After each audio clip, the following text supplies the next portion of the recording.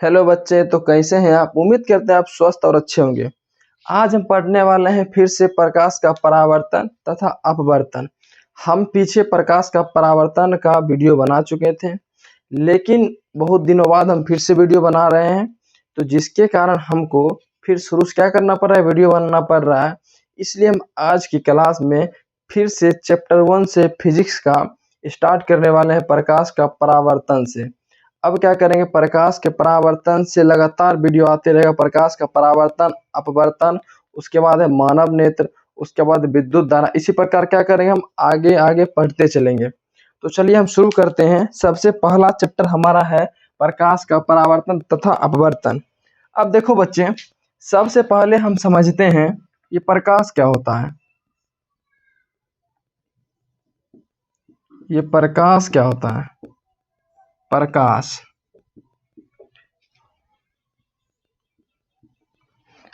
अब देखो, यदि प्रकाश नहीं होता तो हम क्या किसी वस्तु को देख पाते हैं। आपका जवाब होगा नहीं। क्यों नहीं देख पाते? क्योंकि अंधेरा में हम किसी वस्तु को नहीं देख सकते। तो जितना हमारे लिए हमारा नेत्र जरूरत है, उतना ही नेत्र के साथ साथ हमको क्या जरूरत है, प्रकाश का। तो लिखेंगे हम, प्रकाश वह कारक है, प्रकाश वह कारक है, प्रकाश वह कारक है, कारक है जिसकी सहायता से, जिसकी सहायता से हम किसी वस्तु को, हम किसी वस्तु को, हम किसी वस्तु को देख पाते हैं या देखते हैं। उसे क्या कहते हैं बच्चों, प्रकाश। उसे प्रकाश कहते हैं, कहते हैं। अब देखो, प्रकाश वह कारक है जिसकी सहायता से हम किसी वस्तु को देख पाते हैं या देखते हैं, उसे हम प्रकाश कहते हैं। अब इसके आगे लिखिए, प्रकाश और उसके स्रोत। प्रकाश और उसके स्रोत, प्रकाश और उसके स्रोत।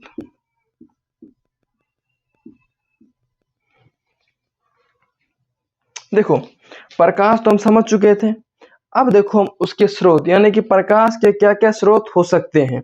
अब जिस वस्तु से प्रकाश निकलता है उसे हम प्रकाश के स्रोत कहते हैं। जैसे बल्ब, बल्ब से क्या होता है, प्रकाश निकलता है, उसे हम क्या कहते हैं, उसे हम बोलेंगे ये प्रकाश के स्रोत हैं। लिखेंगे, जिस वस्तु से, जिस वस्तु से,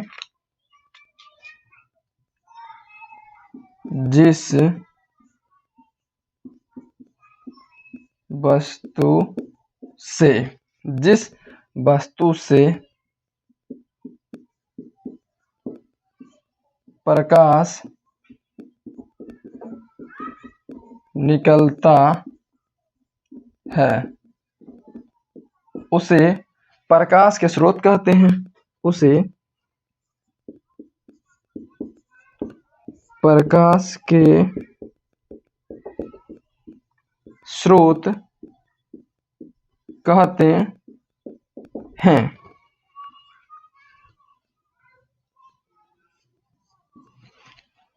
जिस वस्तु से प्रकाश निकलते हैं उसे हम क्या कहते हैं बच्चों, प्रकाश के स्रोत। प्रकाश हम समझ लिए हैं, प्रकाश के स्रोत समझ चुके हैं। अब हम आगे समझने वाले हैं प्रदीप्त और अप्रदीप्त वस्तुएं। प्रदीप्त और अप्रदीप्त वस्तुएं, प्रदीप्त और अप्रदीप्त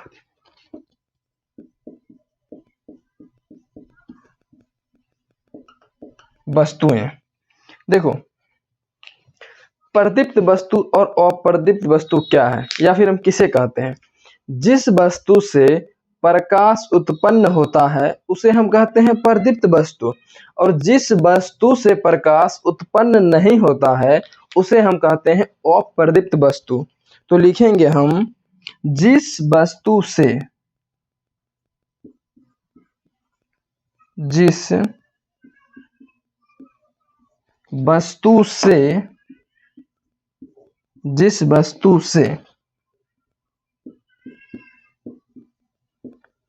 प्रकाश उत्पन्न होता है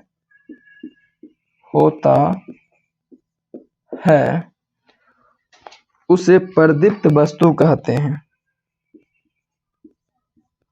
उसे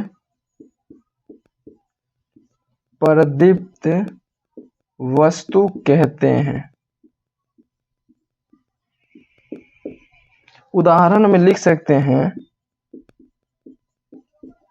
उदाहरण में जैसे देखो बच्चों, प्रकाश किस किस वस्तु से निकलता है? बल्ब हो गया है, मोमबत्ती हो गया है, डिबिया हो गया है, ये सब क्या है? प्रदीप्त वस्तु। लिखेंगे मोमबत्ती, डिबिया आदि आदि। देखो बच्चों, जिस वस्तु से प्रकाश निकलता है उसे हम क्या कहते हैं? प्रदीप्त वस्तु, या फिर उत्पन्न करता है उसे हम कहते हैं प्रदीप्त वस्तु। इतना नोट कर लीजिए।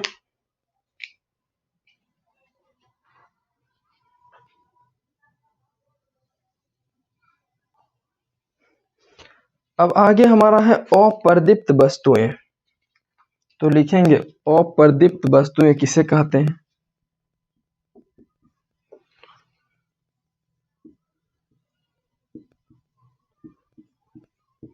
अप्रदीप्त वस्तुएं जिस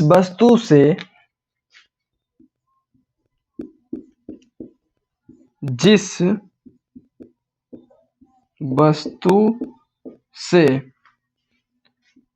प्रकाश उत्पन्न नहीं होता है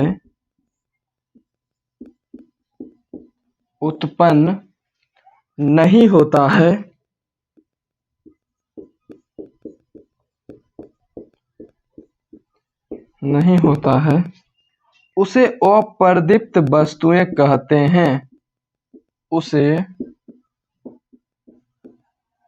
अप्रदीप्त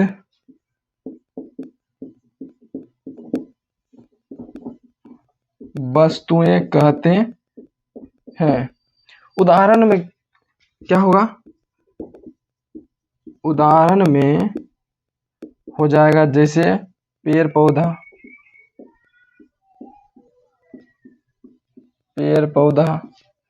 टेबल बेंच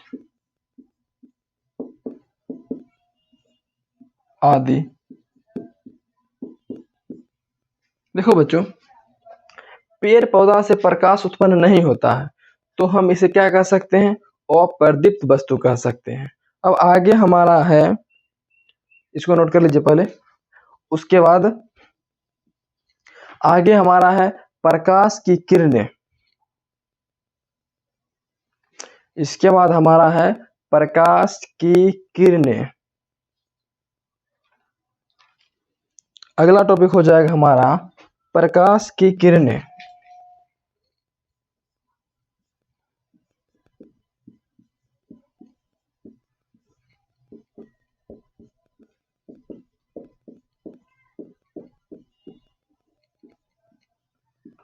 प्रकाश की किरणें, देखो, जब भी प्रकाश किसी वस्तु से या फिर सूरज से निकलता है, मान लेते हैं ये हमारा सूरज है। अब इससे क्या हो रहा है बच्चा? प्रकाश निकल रहा है। जब इससे प्रकाश निकल रहा है तो प्रकाश का जो किरण है ये कैसे आएगा? ये पूरा पृथ्वी पर ऐसे ही ना जाएगा, या फिर ये तो ऐसे से नहीं जा सकता है, ऐसे से ये नहीं जा सकता है। ये जब भी जाएगा तो यह एक सीधी रेखा में गमन करेगा। क्या करेगा? सीधी रेखा में गमन करेगा। जब भी प्रकाश किरण जाएगा तो वह एक सीधी रेखा में गमन करेगा, और एक सीधी रेखा में गमन करने वाले प्रकाश की किरणों को क्या कहते हैं? प्रकाश को प्रकाश की किरणें कहते हैं। तो लिखेंगे, जब प्रकाश की किरण हम प्रकाश की किरणें को लिखेंगे, एक सीधी रेखा में गमन करने वाले प्रकाश को प्रकाश की किरण कहते हैं। लिखेंगे बच्चों, एक सीधी रेखा में चलने वाले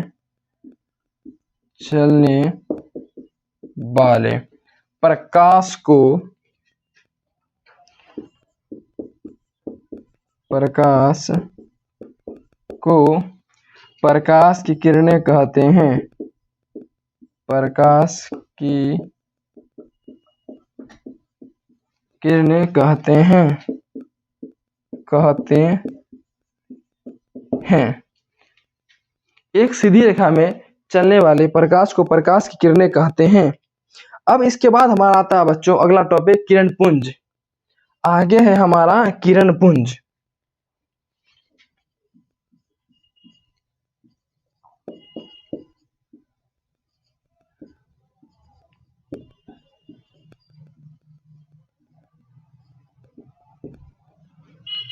आगे हमारा है किरण पुंज।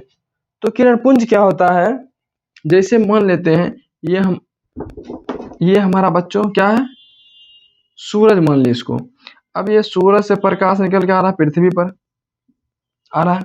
अब देखो ये जो हमारा है, ये जो रोशनी है ये हमारा, अब ये जो इसका समूह है पूरा, इसी समूह को हम बोलते हैं बच्चों, क्या बोलते हैं? इसको हम बोलते हैं किरण पुंज। क्या बोलते हैं? किरण पुंज।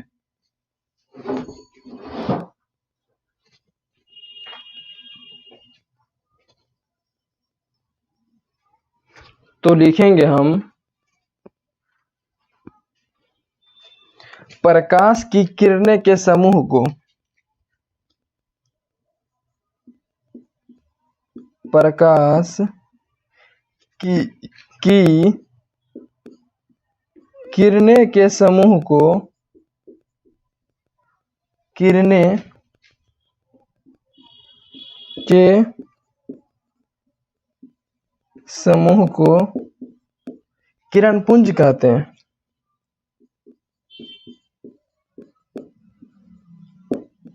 किरण पुंज कहते हैं। जो हमारा प्रकाश की किरण है और वो जो फैलता है, वो सारा समूह को क्या बोलते हैं? प्रकाश के किरण पुंज कहते हैं बच्चों। इतना लिख लीजिए कॉपी में।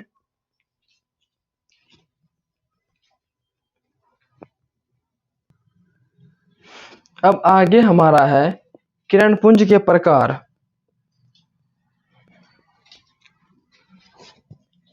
किरण पुंज के प्रकार।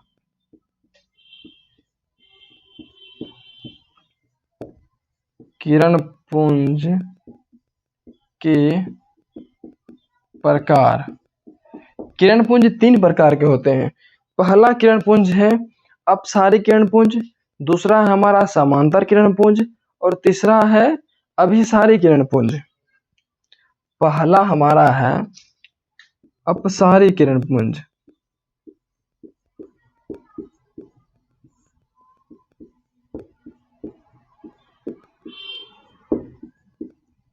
किरण पुंज, और दूसरा है हमारा समांतर किरण पुंज।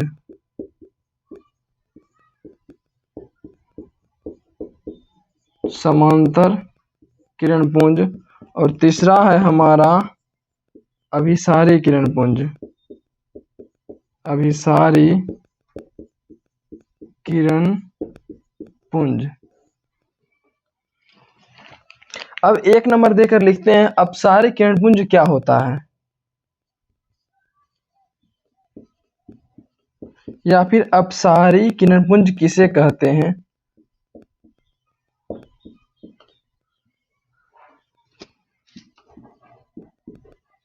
तो बच्चों देखो, अपसारी किरणपुंज में क्या होता है, प्रकाश की किरणें एक बिंदु से निकलकर फैलती हुई चली जाती है, उसे हम क्या कहते हैं, अपसारी किरणपुंज। इस प्रकार के किरणपुंज में इस प्रकार के किरणपुंज में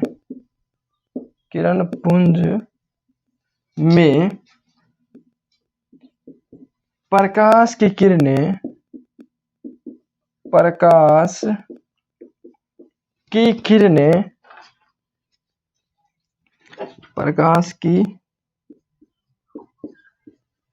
किरणें एक बिंदु से निकलकर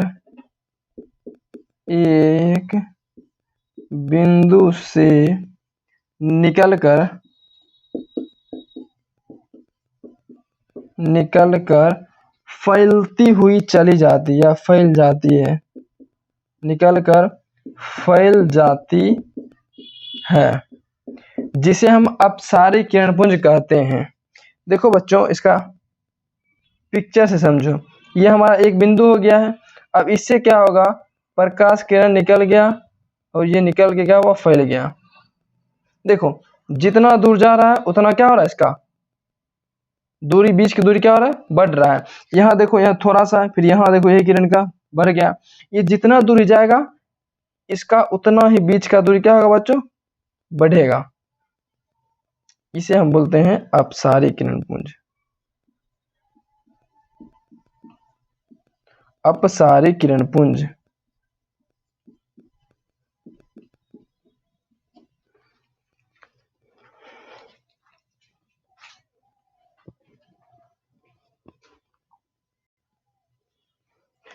अब 2 नंबर हमारा है समांतर किरणपुंज। 2 नंबर हमारा है बच्चों समांतर किरणपुंज।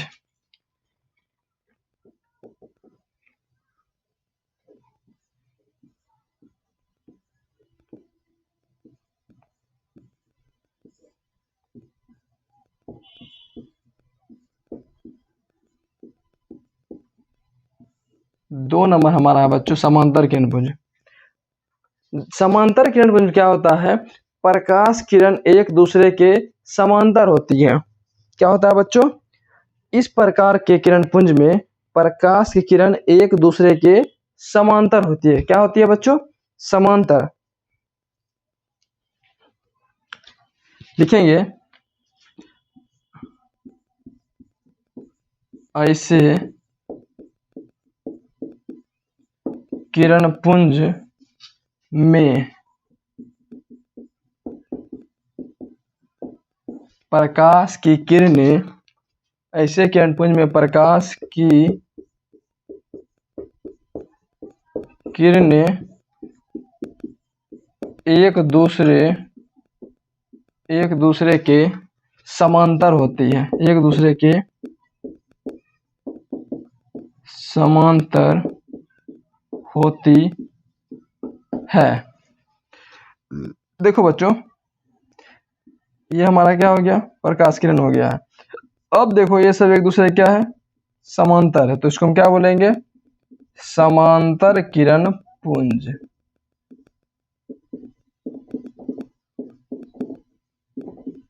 समांतर किरण पुंज। अब 3 नंबर हमारा आता है अभिसारी किरण पुंज।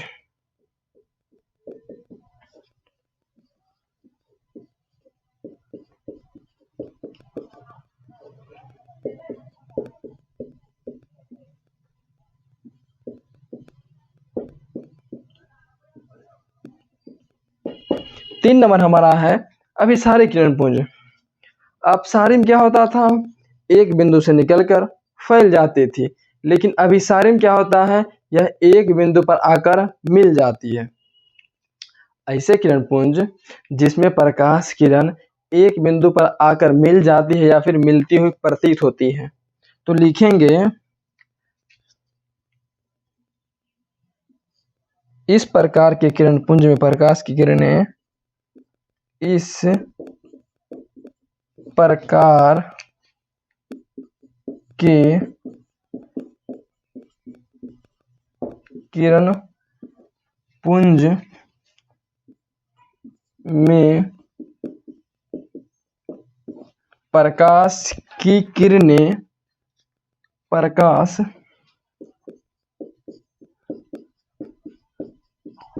किरणें एक बिंदु पर आकर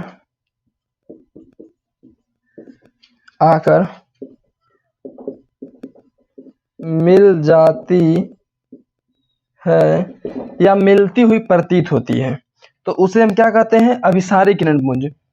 इसका चित्र देखो बच्चों, अभिसारी किरण पुंज का। जैसे मान लेते हैं ये हमारा बिंदु है और इधर से प्रकाश किरण आ रहा है, ये सब इधर से,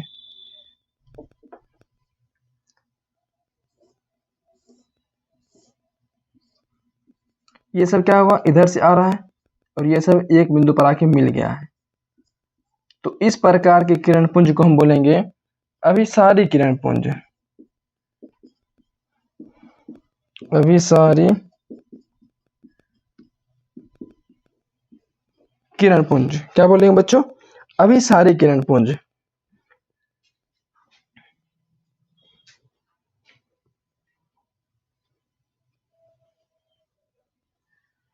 अब आगे हमारा है पारदर्शी, अपारदर्शी और पारभासी। तो लिखेंगे हम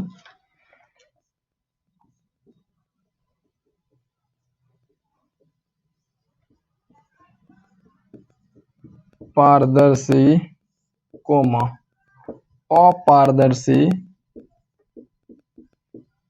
तथा पारभासी पदार्थ तथा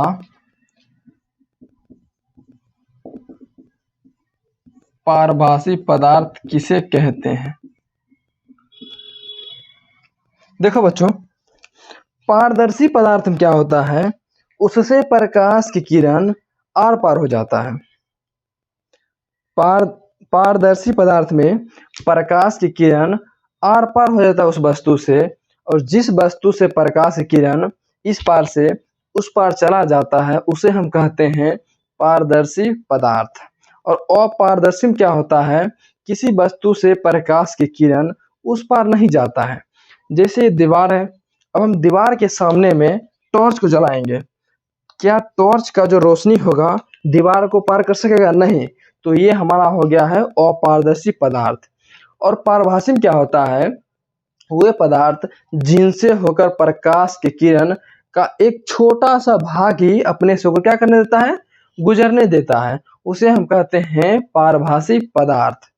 तो हम सबसे पहले लिखेंगे पारदर्शी पदार्थ के बारे में। वे पदार्थ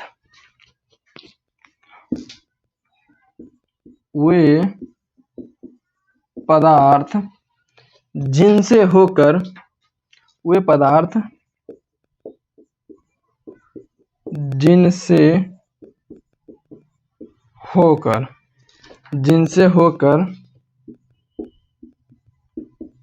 प्रकाश की किरण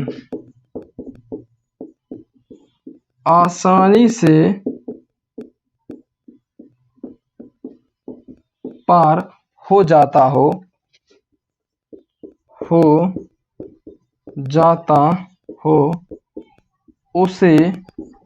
उसे क्या कहते हैं? उसे पारदर्शी पदार्थ कहते हैं। उसे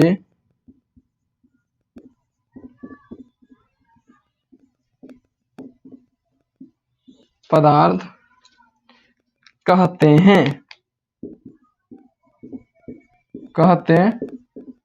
हैं।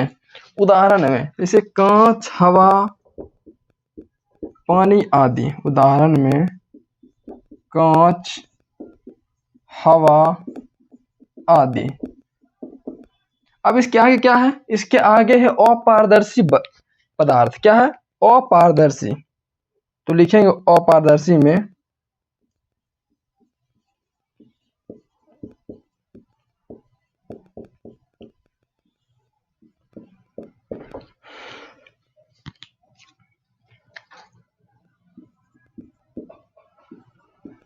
वे पदार्थ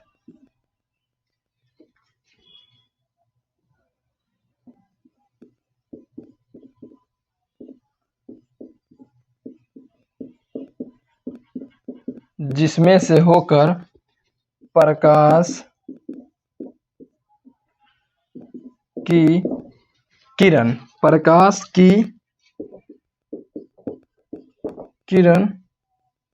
नहीं पार कर सके उसे अपारदर्शी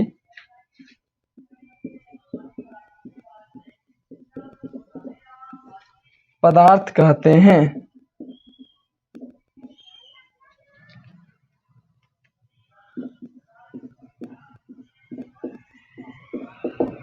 उसे अपारदर्शी पदार्थ कहते हैं।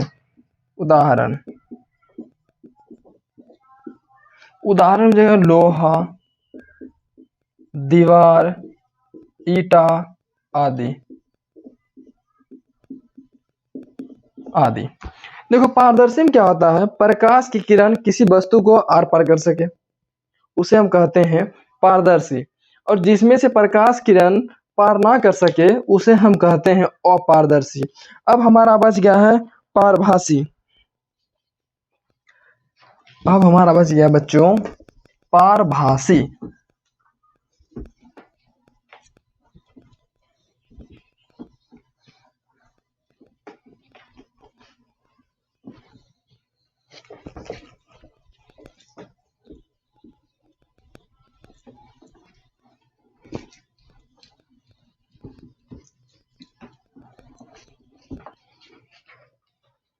अब हमारा बच गया है बच्चों 3 नंबर क्या था हमारा, पारभासी।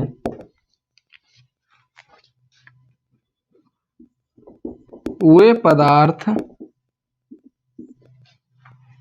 जिन पर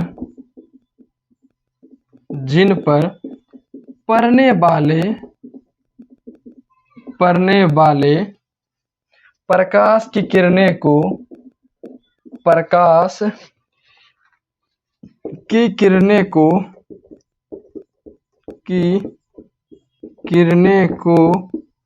अपने से होकर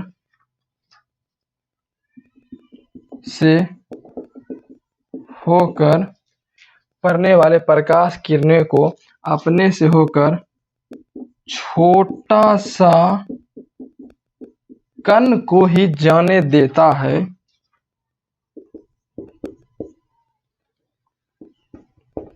गुजरने देता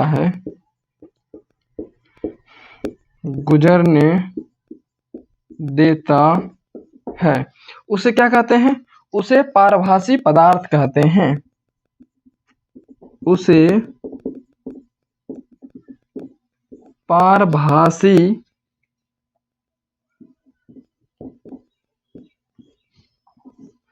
पारभासी पदार्थ कहते हैं। उदाहरण में क्या हो जाएगा, उदाहरण में हो जाएगा बच्चों घिसा हुआ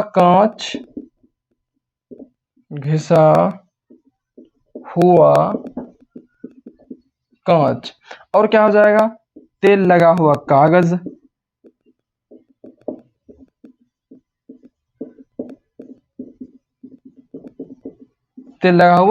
कागज, तो बच्चों देखो यहाँ पारदर्शी में प्रकाश की किरण आसानी से पार कर जाता है, अपारदर्शी में नहीं कर पाता है, और पारभासी में छोटा सा कण ही प्रकाश की किरण क्या करता है, गुजर पाता है।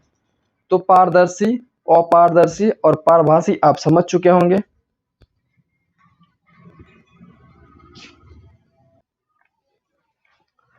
अब आगे हमारा है प्रकाश का परावर्तन। अगला टॉपिक है हमारा प्रकाश का परावर्तन। प्रकाश का परावर्तन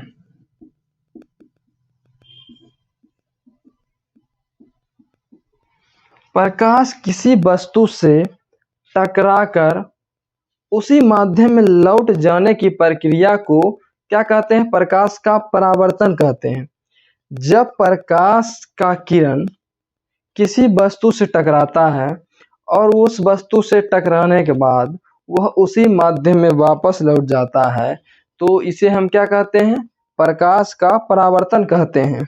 तो लिखेंगे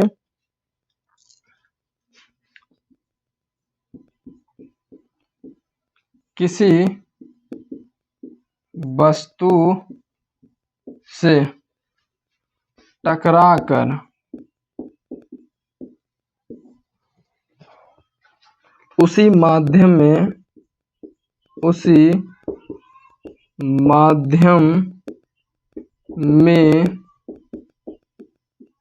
लौटने की घटना को प्रकाश का परावर्तन कहते हैं, या उसी माध्यम में लौटने की प्रक्रिया को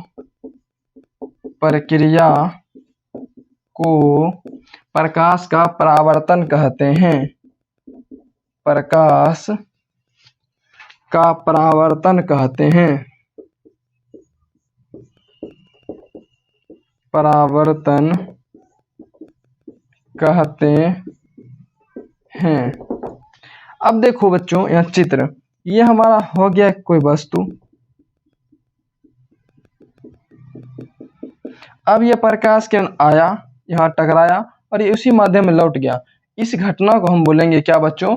प्रकाश का परावर्तन। क्या बोलेंगे? प्रकाश का परावर्तन। अब आगे हमारा प्रकाश का परावर्तन के नियम।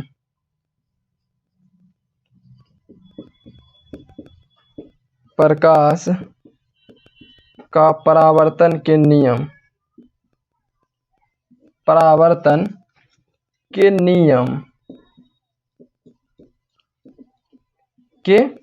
नियम अब देखो, प्रकाश के परावर्तन के दो नियम हैं।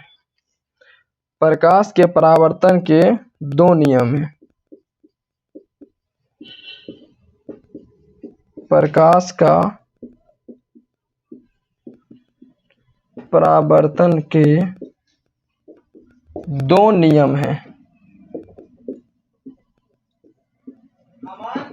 दो नियम हैं। पहला नियम है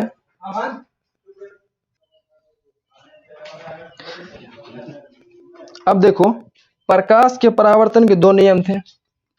पहला नियम हमारा है आपतित किरण।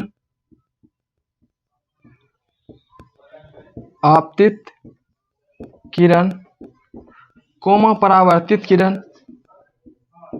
परावर्तित किरण एवं आपतन बिंदु पर खींचा गया अभिलंब। एवं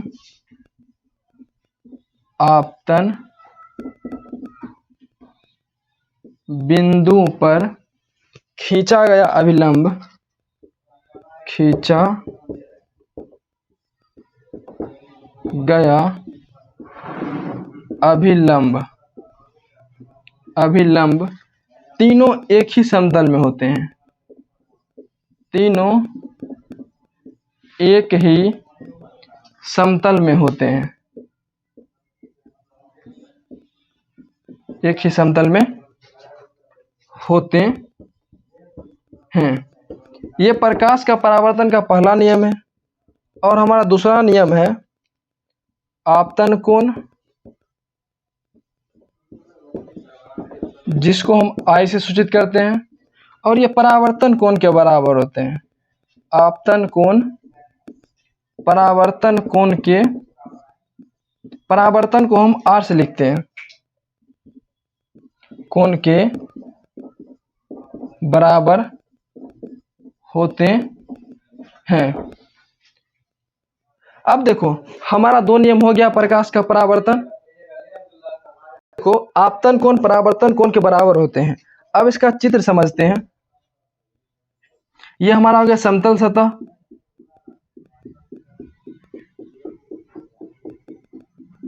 इसको हम बोलते हैं परावर्तक पृष्ठ। ये पूरा हो गया समतल सतह। सबसे पहले हम ये जो हमारा किरण आ रहा है इसको समझते हैं। ये आने वाले किरण को हम बोलते हैं आपतित किरण। क्या बोलते हैं? आपतित किरण। आपतित किरण। और जो टकरा के वापस मुड़ जाती है, ये इसको हम बोलते हैं परावर्तित किरण। क्या बोलते हैं बच्चों? परावर्तित किरण। अब ये जो आपतन बिंदु है, इस पर एक लंब खींच देंगे, जिसको हम बोलेंगे अभिलंब। क्या बोलेंगे? अभिलंब।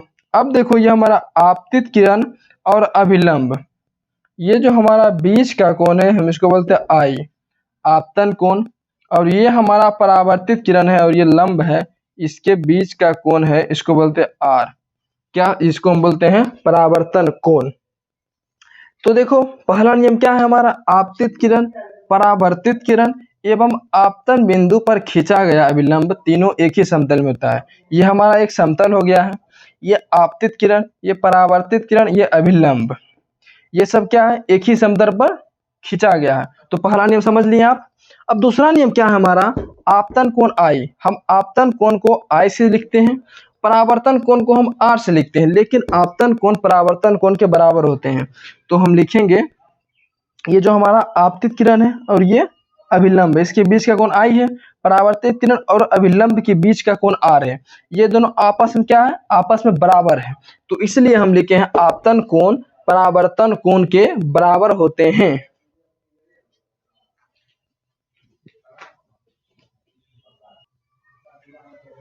अब देखो बच्चों, आपतित किरण किसे कहते हैं? अगर आपसे कोई पूछ ले आपतित किरण का परिभाषा कैसे देंगे, तो आप क्या बोलेंगे? आपतित किरण किसे कहते हैं? अगर कोई आपसे पूछ ले तो आप क्या जवाब देंगे?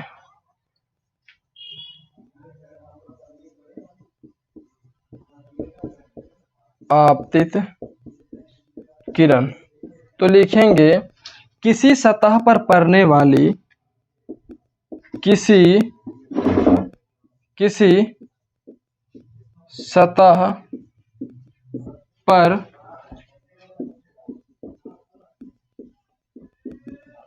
पड़ने वाली, किसी सतह पर पड़ने वाली, किसी सतह पर पड़ने वाली प्रकाश की किरण को,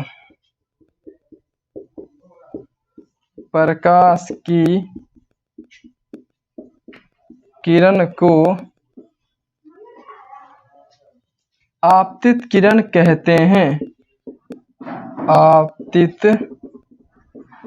किरण कहते हैं।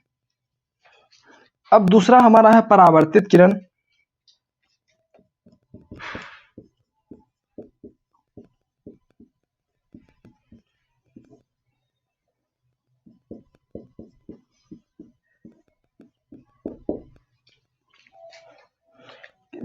परावर्तित किरण क्या होता है बच्चों? किसी सतह पर, किसी सतह पर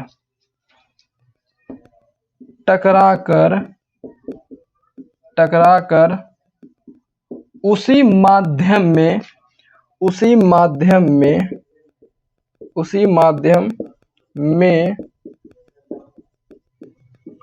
लौट गई किरण को परावर्तित किरण कहते हैं।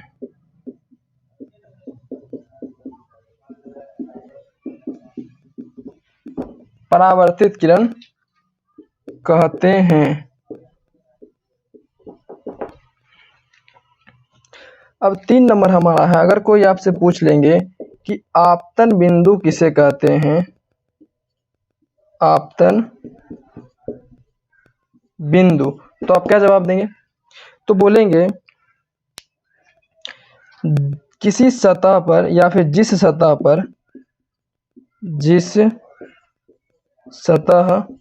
पर आपतित किरण टकराती है, आपतित किरण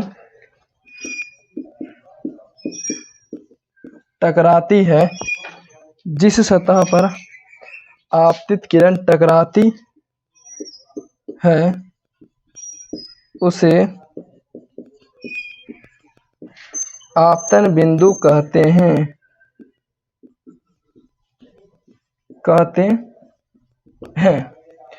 अब ये तीनों का पहले हम चित्र समझ लेते हैं। यहाँ देखो बच्चों, ये हमारा आ गया समतल सतह, ये हमारा आ गया आपतित किरण।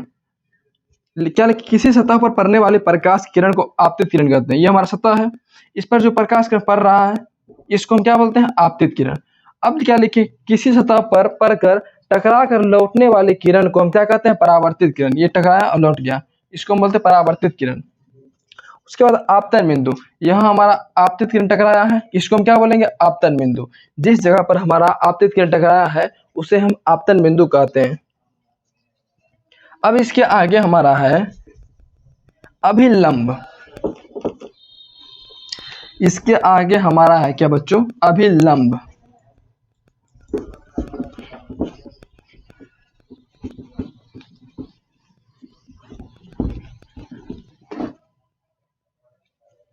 चार नंबर है बच्चों हमारा अभिलंब। अब ये अभिलंब हम किसको कहते हैं, देखो आपतन बिंदु पर खींचा गया लंब को हम अभिलंब कहते हैं। लिखेंगे आपतन बिंदु पर खींचा गया लंब को अभिलंब कहते हैं। लंब को अभिलंब कहते हैं।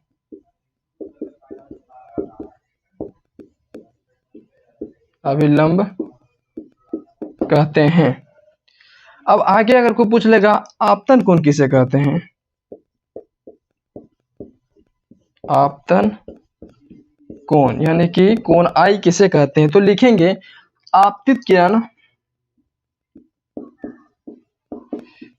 आपतित किरण और अभिलंब के बीच का कोण को, बीच के कोण को आपतन कोण कहते हैं।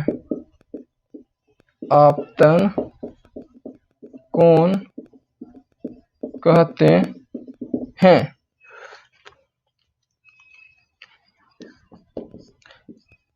उसके बाद हमारा लास्ट है परावर्तन कोण।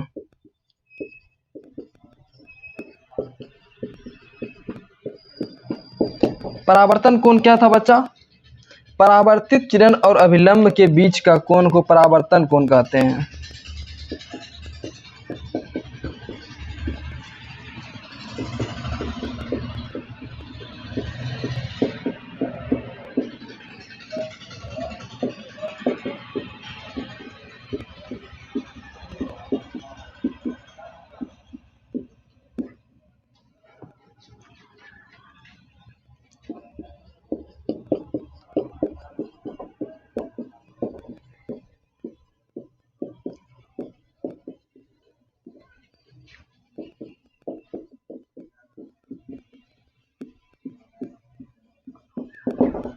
एक बार और हम चित्र से समझा देते आपको। ये हमारा सतह हो गया, कलाई और परावर्तक पृष्ठ, ये परावर्तक पृष्ठ और ये हमारा कलाई। अब देखो बच्चों, ये हमारा आपतित किरण आया, टकरा के चला गया, तो आने वाले प्रकाश किरण आपतित बोले, और टकरा कर उसी माध्यम जो लौट गई किरण उसको हम बोले परावर्तित किरण। अब जहाँ पे हमारा आपतित किरण आकर टकराया यहाँ, इसको हम बोलते हैं आपतन बिंदु। अब देखो आपतन बिंदु पर एक लंब रहता है जिसे हम बोलते हैं अभिलंब। अब देखो आपतित किरण और परावर्तित किरण के बीच के कोण को क्या बोलते हैं, आपतन कोण, जिसको हम आई से लिखते हैं, इसको हम आर से लिखते हैं। उसके बाद परावर्तित किरण और अभिलंब के बीच का जो कोण है इसको हम बोलते हैं परावर्तन कोण। क्या बोलते हैं, परावर्तन कोण। तो आज हम पढ़ लिए हैं प्रकाश के परावर्तन के नियम तक। अब कल हम इसके आगे पढ़ने वाले हैं। अगर आप लोग को वीडियो पसंद आए तो वीडियो को लाइक और चैनल को सब्सक्राइब जरूर कर दें।